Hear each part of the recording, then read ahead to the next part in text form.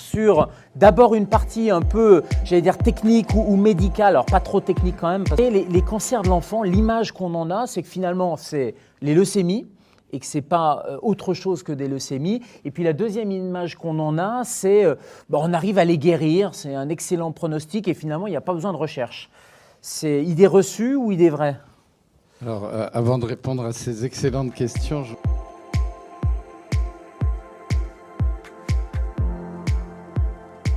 mais les enfants, ils n'ont pas les cancers des adultes. Et ça, c'est le premier point que vous devez retenir peut-être de ce qui n'est pas un exposé, mais simplement une information.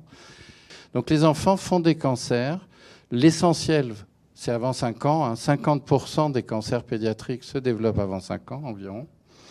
Et ils font des cancers dans des organes, mais même quand ils les font dans le même organe qu'un adulte, cancer du rein, ça n'a rien à voir. C'est-à-dire que si vous regardez au microscope, si vous regardez avec les gènes qui sont anormaux, si vous regardez avec les chromosomes qui sont abîmés, etc., ce ne sont pas les mêmes cancers que chez les adultes.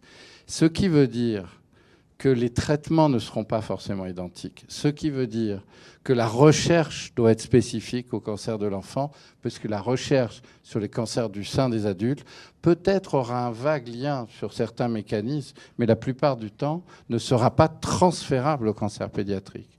Donc il est fondamental qu'il y ait une recherche pédiatrique.